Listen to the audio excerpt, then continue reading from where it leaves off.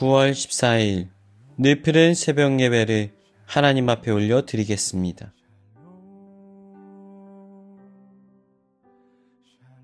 이사야 41장의 말씀을 중심으로 해서 함께 말씀의 은혜를 나누기를 원합니다. 우리가 이사야 41장은 너무나 잘 알고 있는 말씀입니다. 우리가 즐겨 애송하기도 하고 또 우리가 두려움에 처했을 때, 문제의 상황 속에 머물러 있을 때 우리가 이 말씀을 통해서 큰 위로를 받는 아주 은혜로운 구절이지요. 근데 우리가 조금 이 말씀의 시대적인 배경과 상황들을 이해할 필요가 있습니다. 지금 이 말씀이 이사야 선지자를 통하여서 하나님의 음성이 선언되어지는 장면입니다.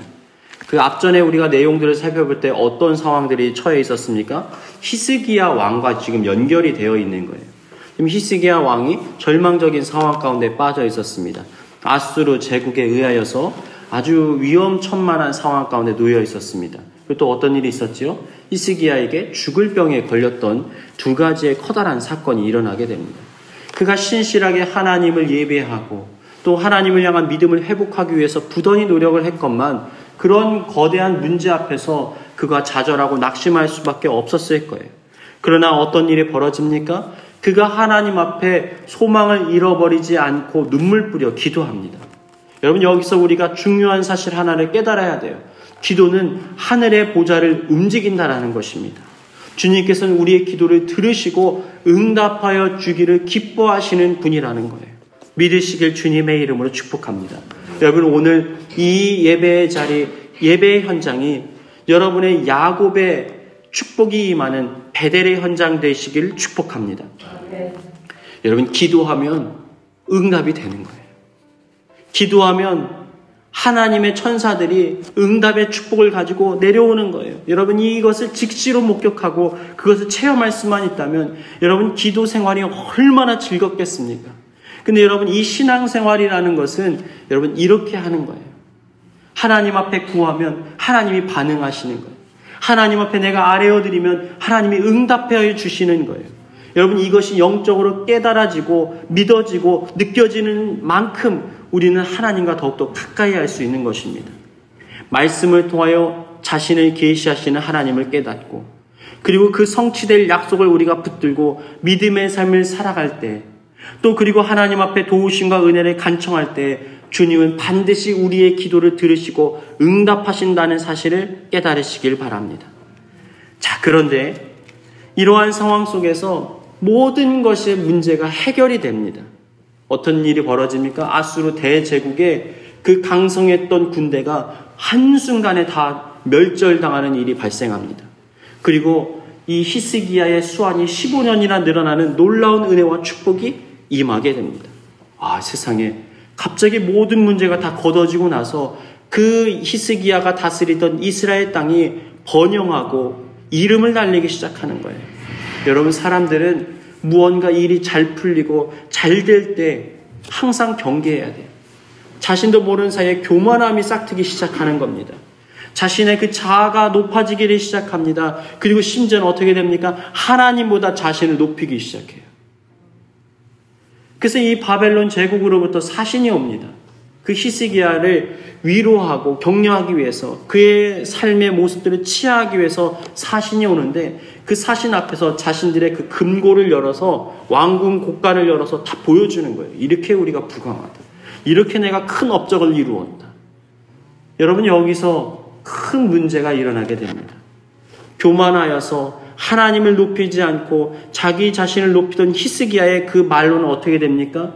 결국은 바벨론 제국에게 침공을 당한 빌미를 제공하는 일이 발생하게 됩니다.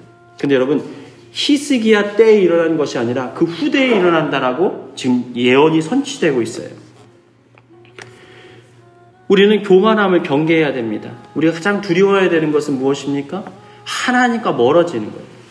근데 이 하나님과 멀어지는 것은 첫 번째로 우리 가운데 시작되는 것은 내가 하나님보다 높아지고 내가 하나님보다 더 의지할 만한 무언가가 있을 때부터 그 교만이 시작되는 거예요. 하나님과 멀어지는 일이 발생하게 되는 것입니다. 오히려 실패의 자리에서 내 힘이 약하다고 여겨질 때, 문제 때문에 휘청거릴 때에는 이런 문제가 일어나지 않아요. 근데 정작 뭔가 일이 잘 풀리고 내 뜻대로 모든 것들이 이루어지고 내 주변에 나를 도울 수 있는 사람들이 수없이 많이 주어져 있을 때 그런 문제가 일어나는 것입니다. 여러분, 섰다 하는 자는 넘어질까 조심하라. 여러분, 이 영적인 메시지를 반드시 분별하시길 주님의 이름으로 축복합니다. 그래서 더 낮아지고 더 깨어져야 내가 하나님의 은혜를 담을 수 있는 준비된 그릇이 되는 거예요. 어설프게 내 자아가 깨어져 버리면 금방 내 자아가 다시 복구가 됩니다. 그러다 보면 내가 이 정도니까, 내가 잘하니까, 내가 정말 노력했으니까 정말 나만큼 수고한 사람이 없을 거야. 나의 지혜를 노래하고 나의 능력을 찬양하는 일이 발생할 수가 있어요. 그러면 받았던 은혜조차도 다시 흘러버리는 비참한 일이 발생하는 거예요. 결국 이 예언의 약속대로 바벨론에 의하여서 이스라엘 백성들이 포로로 끌려가는 일이 발생하게 됩니다. 이 내용 속에 지금 이게 등장하는 거예요. 그리고 나서 이사야 40장부터는 포로로 끌려간 이스라엘 백성들을 향한 이사야 선지자의 위로의 메시지가 다시 전달되는 겁니다. 이게 지금 이 내용들이 지금 이 사이에서 예언의 상황들이 바뀌는 겁니다. 완전히 이스라엘 황폐한 황무지가 되어버렸습니다. 땅 안에서 지도자였고 유력자들은 모두가 다 바벨론의 포로로 끌려가서 비참한 신세를 맞이하게 되었습니다. 소망을 찾아볼 수가 없어요. 말 그대로 이스라엘이 멸망해버린 거예요. 멸절해버린 거예요. 그 역사의 현장 속에서 이름조차 남아있지 않은 비참한 일이 발생하게 됩니다. 돌 하나도 돌 위에 남아있지 않은 아무런 터가 없는 황무지의 땅이 되어버린 이스라엘. 여러분, 이들에게 무슨 소망이 있습니까? 거기에 바벨론 제국은 이 유입된 이 이방인들을 흡수하는 정책을 세웁니다. 그래서 그들에게 철저하게 이 바벨론 제국의 정신과 사상과 언어를 가르치기 시작합니다. 그들의 문화를 가르치고 그들에게 신앙심을 강조하기 시작합니다. 우리가 잘 아는 것처럼 이 바벨론의 사건이 어떤 내용이죠? 이 다니엘과 세 친구의 내용 아닙니까? 그러니까 완전히 그들을 그 바벨론 시민으로, 신국의 시민으로 만드는 겁니다. 얼마나 비참한 일이, 끔찍한 일이 일어났겠습니까? 우리가 잘 알고 있는 것처럼 이 페르가몬 뮤지엄에 있는 이시타르의 문, 여러분 아마 한 번쯤은 보셨을 겁니다. 지금에도 이 세계 7대 불가사의, 10대 불가사의 안에 들어가는 것 중에 하나가 뭐냐면 이 이시타르의 문을 어떻게 만들었냐면 벽돌 하나하나를 유약을 발라서 도자기처럼 구운 거예요. 근데 지금에서도 이러한 청록색의 영롱한 빛을 복원하는데 굉장한 어려움을 겪습니다. 당시의 문화나 그 과학 기술력을 가지고는 도무지 할 수가 없는 일이라는 거예요. 그런데 이러한 것들을 가지고 신을 조각한 겁니다. 근데 그 신의 신전을 통하여서 이 바벨론 제국 안으로 들어가야 되는 거예요. 그 뭐예요? 고개를 조아리고 포로들이 끌려가는 겁니다. 아, 우리의 하나님이 이 신보다 약한 것인가? 어쩌면 그들에게 굽신하는 것처럼 고개를 숙이고 눈물을 흘리면서 그 땅을 지나가야만 했을 거예요. 그들의 신앙적인 자존감이 바닥을 치는 상황입니다. 절망적인 상황입니다. 완전한 황폐한 땅에서 소망을 찾아볼 수가 없어요. 여러분, 그 자존감이라는 것은 우리의 환경 가운데서 쉽게 우리 가운데 영향을 미칩니다. 아, 내가 자존감이 높아. 나는 정말 특별한 사람이야. 여러분, 환경이 문제를 일으키기 시작하면요, 그 높았던 자존감도 한순간에 박살이 나버리는 거예요. 그러나 여러분, 우리 믿는 자의 자존감은 내 안에 있는 것이 아니라 하나님으로부터 시작된다는 사실을 기억하시길 주님의 이름으로 축복합니다. 여러분, 문제의 상황이 있어서 내게 주어진 형편과 사정이 좋지 않기 때문에 내 마음이 낮아져 있고 자존감이 깨어져 있다고요? 여러분, 그렇지 않습니다. 하나님의 백성, 하나님의 사람들은 하나님으로부터 영적인 자존감을 가진 자들이에요. 나를 하나님의 사람으로 세우셨고 하나님이 나를 복주고 너를 형통하고 번영케 하리라는 그 약속된 말씀을 붙들고 살아갈 때 우리는 보이지 않는 것을 볼 수 있는 은혜의 역사가 주어지는 거예요. 맞아. 지금은 상황이 이렇지만, 지금은 내가 환경이 이렇지만, 지금은 내가 자랑할 것이 아무것도 없지만 나를 높이시는 그날 나는 주님을 찬양하리라. 모든 것이 주님으로부터 왔습니다. 모든 것이 주님으로부터 시작되었습니다. 나는 아무것도 아니고 오직 주님만을 찬양합니다. 내가 이 한마디 하리라. 사람들이 나를 보고 하나님의 그 존귀하심을 깨닫기를 원합니다. 여러분, 이게 자존감이에요. 하나님의 백성, 하나님의 사람들은 하나님이 우리 가운데 기쁨이 되고 소망이 되고 그분이 위로자가 되시는 거예요. 여러분, 이 인생의 굴곡을 통해서 우리를 하나님께서 체질하시는 거예요. 불순물들, 더러운 것들, 내 안에 여전히 남겨져 있던 교만한 자아들, 나를 자랑하고 싶은 욕망, 이 모든 것들로부터 하나님께서 우리를 정결하게 하시기 위해서 때때로 인생의 시련이 찾아옵니다. 내 뜻대로 일이 이루어지지를 않습니다. 작은 문제와 큰 상황들이 우리를 괴롭히고 어렵게 만듭니다. 그런데 여러분, 여기서 정금같이 나아가는 거예요. 바로 그 순간 주님이 이제는 됐다라고 말씀하시는 그때에 하나님의 응답의 약속은 펼쳐지는 거예요. 가장 어두운 때가 가장 밝은 빛으로 동토오를 아침을 맞이할 은혜의 기회임을 여러분 기억하시길 축복합니다. 여러분, 지금 이사야 40장의 말씀이 그렇게 시작되는 거예요. 해가 완전히 져버렸어요. 아니, 두 번 다시 아침이 떠오르지 않을 절망적인 어둠을 맞이하고 있습니다. 지금 어떤 상황이에요? 바벨론이라는 정말 강력한 제국에 의해서 완전히 멸절당한 이스라엘. 무슨 소망이 있을까요? 그런데 여러분 보십시오. 파란 글씨로 40장 말씀 보니까 희망의 말씀. 여러분, 이 희망의 말씀은 누가 듣는 거예요? 하나님의 백성만 듣는 일입니다.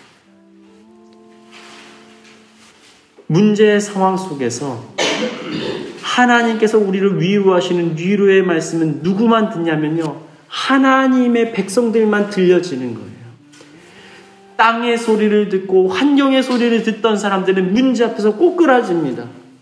소망을 찾아볼 수 없으니까 좌절해버립니다. 인생의 끈을 놔버려요.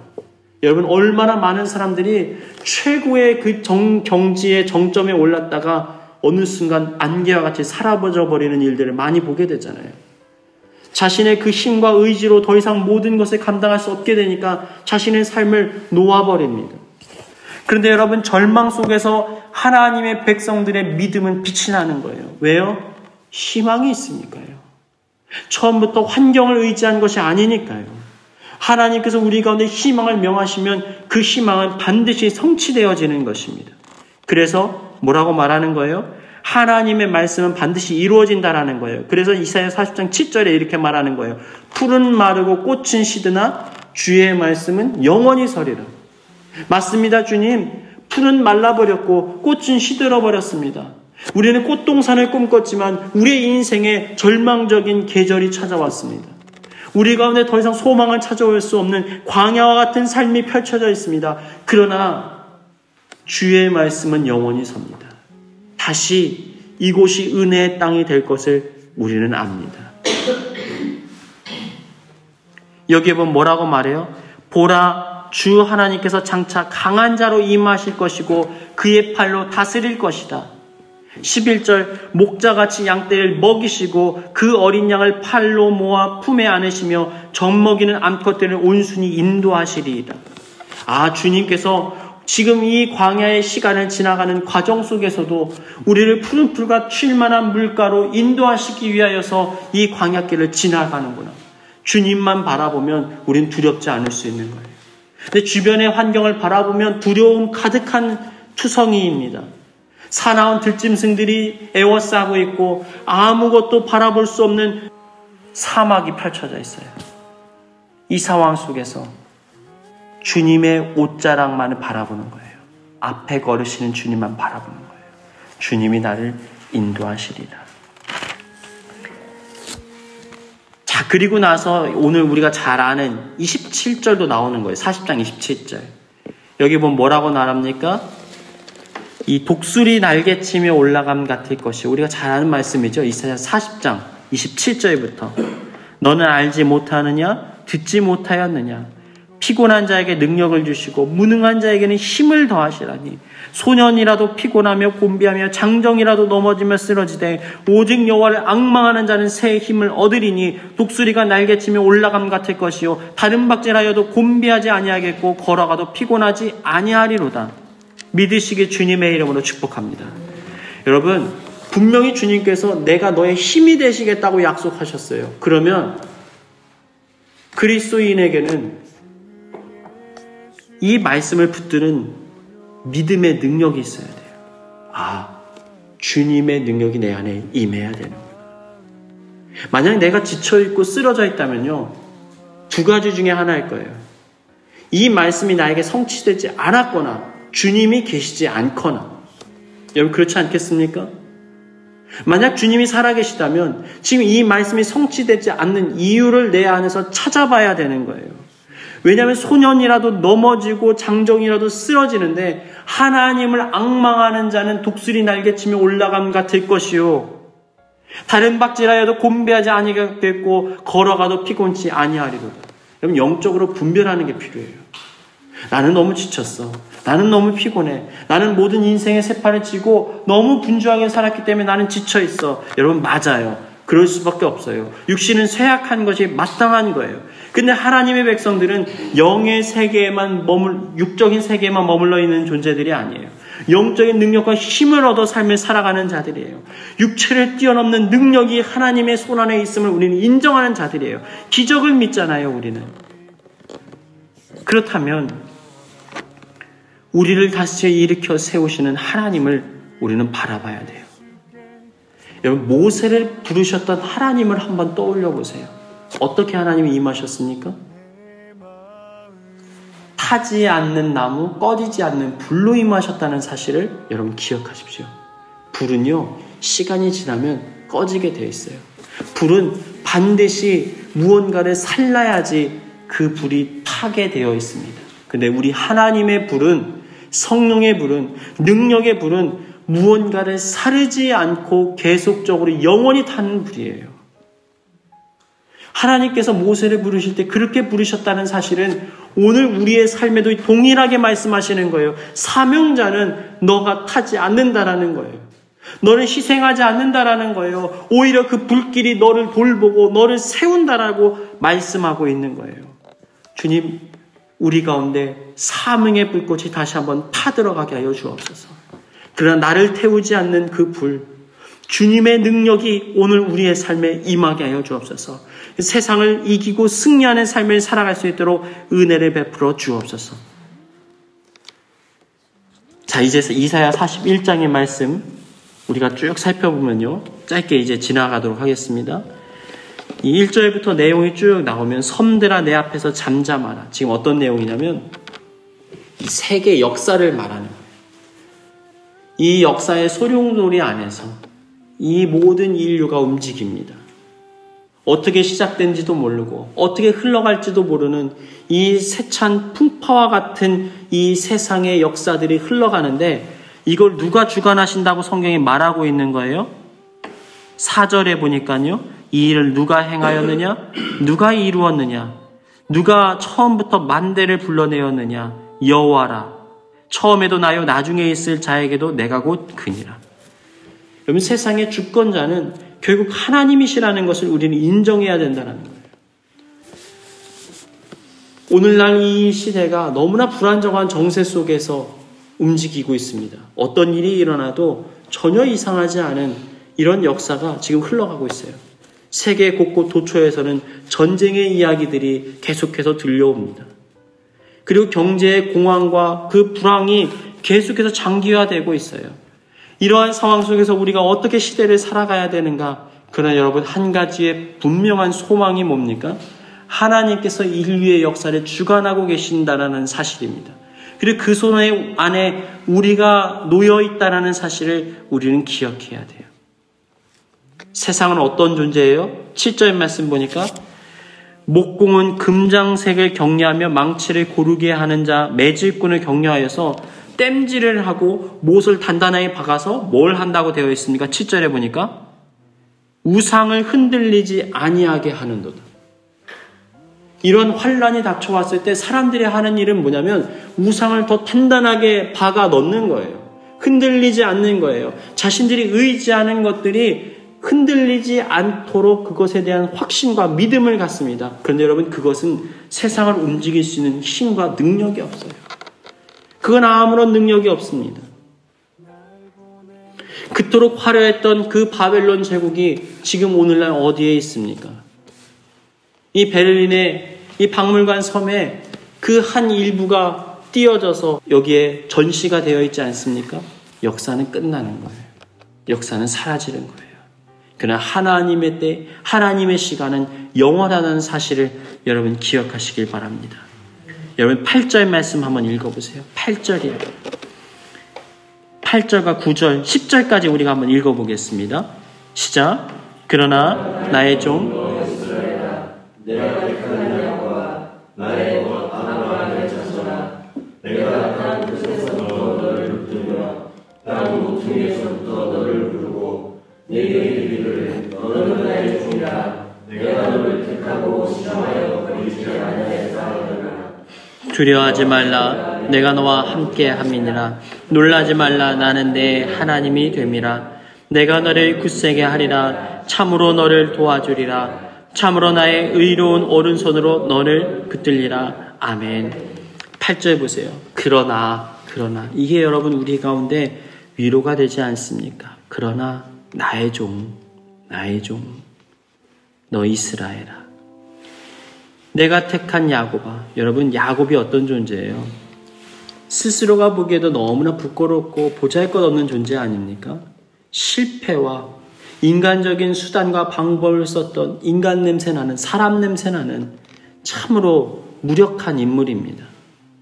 그런데 그 야곱의 이름을 하나님이 이스라엘로 바꿔주셨다는 사실을 기억하십시오.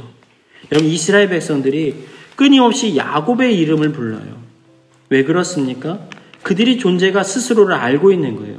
자신들의 존재가 야곱밖에는 되지 않는 존재라는 거예요. 그런데 하나님이 자신들을 이스라엘로 바꿔주셨다라는 거예요. 여러분 오늘날 이 이스라엘의 이름이 여기서부터 흘러나왔다라는 거예요. 그들이 인정해요. 하나님, 저는 하나님의 은혜가 아니면 야곱밖에는 안 되는 존재입니다. 그러나 하나님께서 야곱을 이스라엘로 바꿔주셨지요. 여러분 오늘 우리 믿는 자에게도 주님 말씀하시는 거예요. 그래, 네가 스스로 보기에 너는 야곱과 같은 존재지. 그러나 나는 너의 이름을 바꾸어 주었다. 나는 너의 신앙의 정체성을 바꾸어 줬다. 너의 삶을 바꾸었다. 너는 나에게 속한 자야. 그리고 뭐라고 말씀합니까? 나의 벗 아브라함의 자손아. 우리가 잘 알고 있는 것처럼 하나님께서 아브라함에게 100세에 나는 아들 이삭을 바치라고 말씀하십니다. 근데 그것을 그대로 모리아산에 순종하잖아요. 거기에 담겨져 있는 의미가 뭡니까? 아브라함의 자손들은요, 하나님의 뜻을 아는 자들이라는 거예요. 하나님의 마음을 깨닫는 자라는 거예요. 그래, 아브라함아, 네가 내 마음을 알지. 내가 내 하나밖에 없는 독생자 외아들 예수 그리스도를 내가 보내면서까지 너희를 사랑한 그 마음을 너는 알고 있니? 자식을 잃은 아버지의 심정을 너는 아느냐? 지금 안다는 거예요. 주님, 나는 알아요. 나는 알아요. 하나님 앞에 택한 자의 두 가지 모습이에요. 나의 종. 여러분, 주인 시키는 대로 사는 거예요. 주인에게 속해 있는 거예요. 그리고 하나님의 마음을 헤아리고 아는 자가 바로 하나님의 벗이라는 것입니다. 그런 자들은 어떻게 하신다고요? 땅 끝에서부터 너를 붙들어 땅 모퉁이에서부터 너를 부르고 내게 이르기를 너는 나의 종이라 내가 너를 택하고 싫어하여 버리지 아니하였도다. 여러분, 물론 아브라함의 자손이라는 것은 신약 성경에 가면 예수 그리스도를 통하여서 아브라함의 자손이 된다고 말씀하셨습니다. 아멘. 그리고 아브라함에게 뭐라고 축복하시죠? 창세기 12장에 너는 복이 될지라. 그래서 자손 대대로 은혜가 임한다고 했어요. 그래서 예수 그리스도를 믿는 자가 아브라함의 자손이 되어서 그 은혜의 계승자가 되어지는 것입니다. 그런데 그럼에도 불구하고 여러분, 오늘날 그 지형상에 있는 이스라엘 백성들 한번 보세요. 어떻습니까? 전 세계에 뿔뿔이 흩어져 사는 자들이에요. 우리가 그들을 정치적으로 지지하든 지지하지 않든 여러분 한번 생각해 보세요. 완전히 멸절당해서 모든 세계 속에서 흩어져 버린, 그리고 끔찍한 세계대전 속에서 그들이 더 이상 회복할 수 없을 큰 타격과 충격을 받은 이후에도 여러분, 이스라엘이라는 이 건국이 다시 이루어진 것을 여러분 살펴보세요. 땅 끝에서부터 붙들어 땅 모퉁이에서 너를 부르고 내가 너를 세우리라. 여러분, 세워진 게 아닙니까? 10절, 두려워하지 말라. 내가 너와 함께함이니라. 함께 하신다고요. 너를 굳세게 한다고요. 함께하는 것뿐만 아니라 오른손으로 우리를 붙잡아 주시겠다고 약속하셨습니다. 사랑 여러분, 오늘 주님과 함께 동행하시기를 바랍니다. 어떠한 절망과 소망이 없는 상황에 이르러 있다 할지라도 우리를 다시 회복시키고 우리를 하나님의 영광의 도구로 사용하시길 원하시는 그 전능하신 하나님을 의지함으로 오늘의 삶을 살아가는 저와 여러분이 되시길 주님의 이름으로 축복합니다.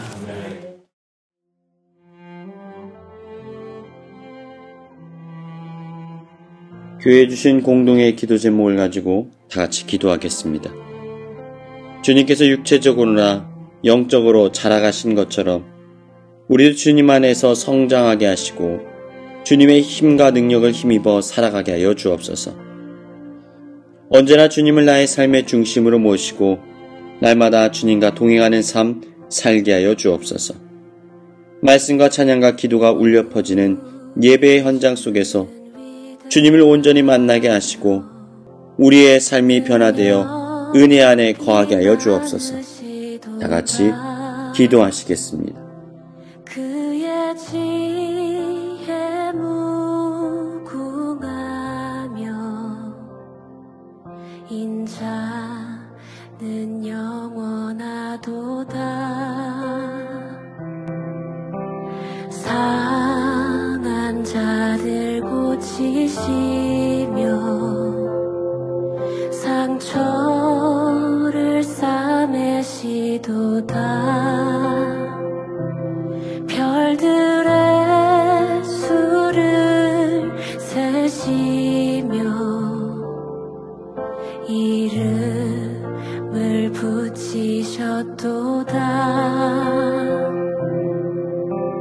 그가 구름으로 하늘을 덮으시며 땅을 위하여 비 준비하시니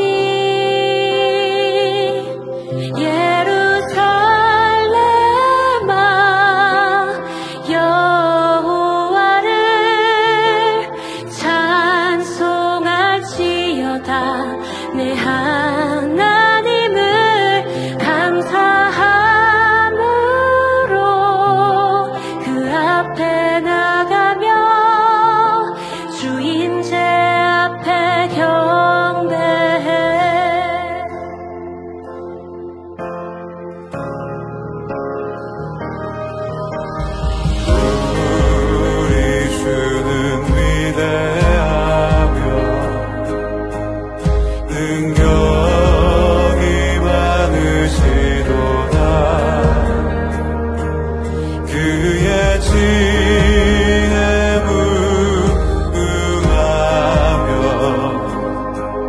인자는 영원하도다.